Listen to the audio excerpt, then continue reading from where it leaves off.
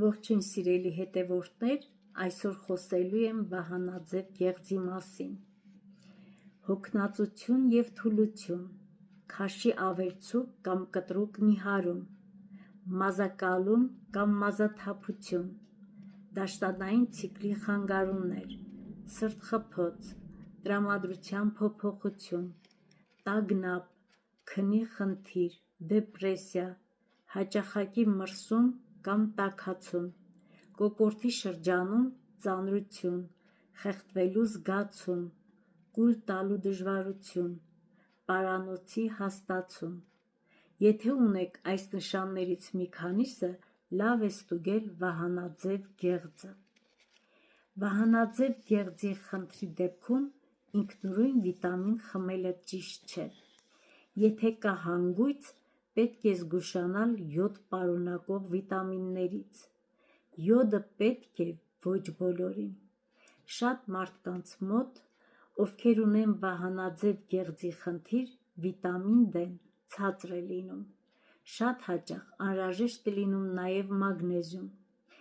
Վահանաձև գեղձի համար շատ կարևոր է սելենը, որն օգնում է հորմոնների փոխակերպմանը, բորբոքման նվազեցմանը, իմունիտետին։ Եթե վահանաձև գեղձը քիչ հորմոն է արտադրում, նյութափոխանակությունը դանդաղում է, առաջանում է քաշի ավերցուկ, մշտական հոգնածություն, մազաթափություն, չոր մաշկ, այտուց աչքերի տակ, ոտքերում, հիշողության վատացում, դաշտանային ցիկլի խանգարում։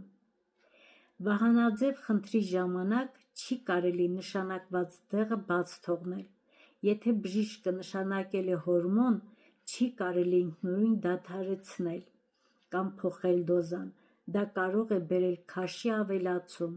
սրտի խնդիր։ Եթե նյութափոխանակությունը դանդաղ է,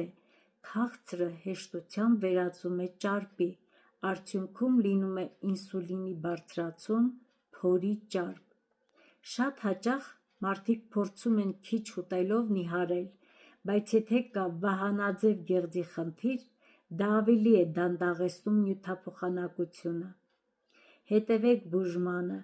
ընդունեք ճիշտ սնունդ, ճիշտ վիտամիններ, հանգիստ քուն, եղեք առողջ։